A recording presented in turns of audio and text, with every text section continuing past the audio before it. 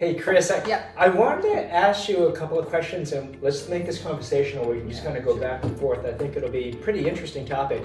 I know you've been very successful in your career. In your careers, actually multiple careers. And I wanted to find out from you what has actually made you a millionaire. What are the decisions you've made along the way that really made this all come together for you?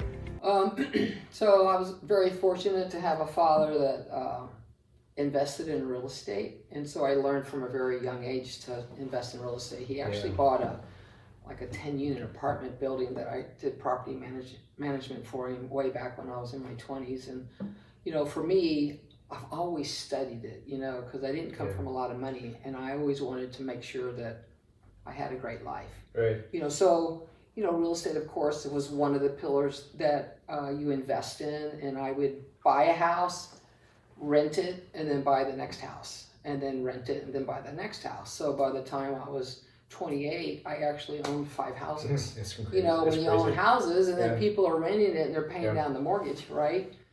So what actually gave you the comfort level of doing that? Was it because you were the property manager and you were very comfortable around real estate and you could see the income flow off of that and kind of knew how the back scenes worked in that industry? Yeah, I think, helping my dad, because he lived in the Keys and I was in Atlanta, and I would go collect the rents, and then I would arrange to have, repairs done. I started learning about properties and, how to keep them up and everything, and how to do leases and everything. So it was a lot of work. I didn't make a lot of money with my dad. It was like $100 every time I turned a lease over. That's so typical when anybody but I learned out. a lot. And the other thing that we've learned too, that we've, that's been a great benefit for us is, doing inspections, right?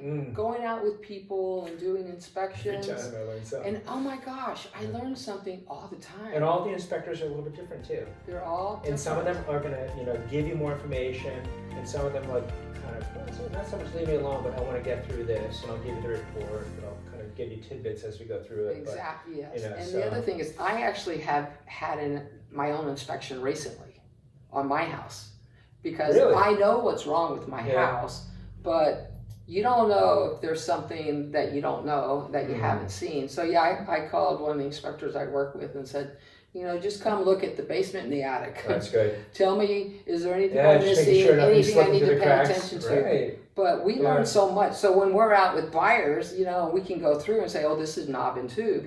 That's a very old wiring back from way back when. And we've done enough so we kind of know, don't worry about it. It can be fixed, right? So what about you?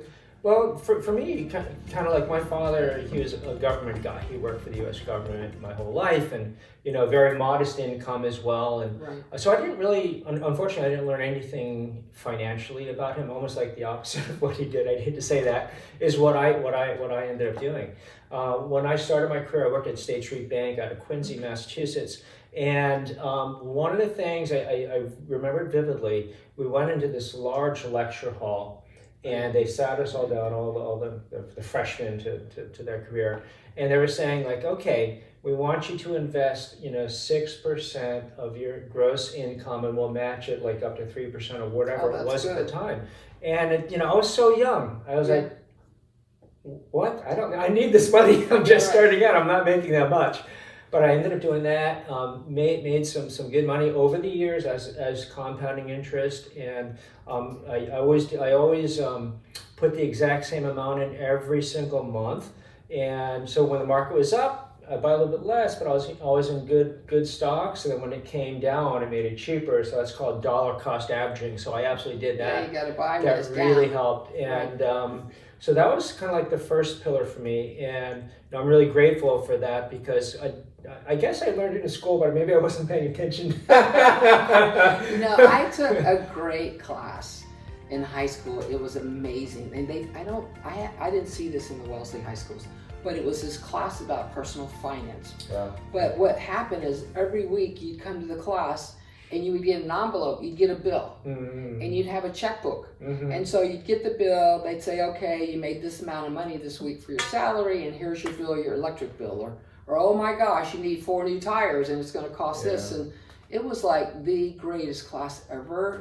As a 16-year-old, I learned about balancing your checkbook, you know, saving money, right. you know, unexpected expenses that would happen. Yeah. So and kind of like trying to live beneath your means as well. I think is a big one. I mean, even though the topic is about millionaires, both you and I are, and I say that very modestly, I don't feel like I am. Yeah. Because I do pay off my kids' tuition, so that's a big chunk. It's very important to me. So we do that. My first one's graduated. Second one is all right. second year. Congratulations. So got several more years to go on that too. But another big deal for me was when I was renting in Quincy. I decided to actually buy a house with my current wife, and we weren't even engaged then. I was like, let's just go buy a house in Wellesley. Oh, you bought it together? We bought it together, and she's like, well, what if? I was like, well, what if happens, we just sell it, But we never got to the what if. Right.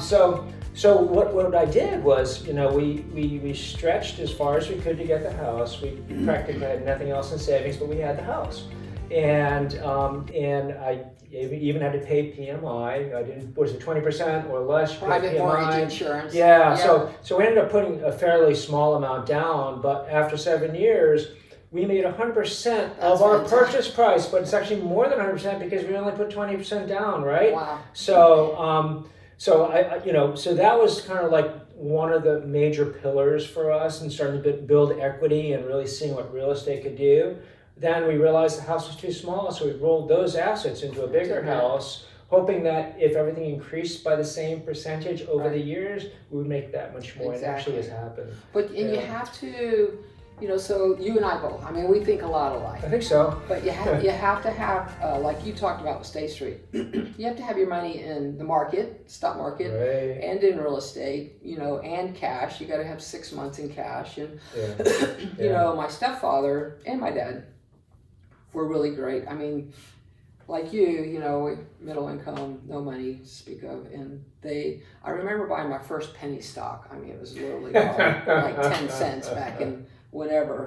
And I lost it. Gosh. But it got me, that interest in investing in the market. And then, so when we adopted our 2 children, and we learned, that if you just put like $6,000 a year when they're born, every year for like 10 years, it'll be enough to pay for their college. And so that's what we did, and we have enough to pay for our kids. I'm so blessed that we've just been savers. We're just savers. Yes, no, that's really good. Well, very last point, I know that you are a big investor in the stock market as well. When you want to get NVIDIA, woo! I was going to say. I bought it way back when, and now it's gone still like going this. up. Yes. When you pick stocks, what do you generally look for? Are you looking for something that you absolutely know the product really well? Are you going into the trends of what's going on where you don't really understand what the company does? What is your profile when you go out and it's invest? funny. I followed Peter Lynch for years from Magellan, and he always advocated, picking stuff right or use. Right. So I'm just a big technology person, and at one point in my career, I worked at Microsoft and really fell in love with technology and IBM. So I've pretty much followed a lot about that, and now being in Boston, with the whole biotech and pharmaceutical, I'm kind of investing in what I know, and I have the pleasure of meeting, and you do too, a lot of these executives that we take around. We learn so much about what's going on in finance and biotech and pharmaceuticals and technology. And what about you? Your wife does a great job. Well, my wife does all that for me. She does. I know. I don't have to deal with that at all. I just focus on real estate. Well, just in wrapping this up, there's quite a few things that we talked about. I would love to hear from you guys exactly, what you're doing to actually increase your assets, your wealth. And if it's something different than what we do, or if it's the exact same thing, I would love to hear from everybody. Yeah, if you have any questions, we'd love to talk some more, and if there's anything like this that you want to know, have some more videos, I'm happy to help you out. So. Absolutely. Have a great day. Take care. Bye. Bye.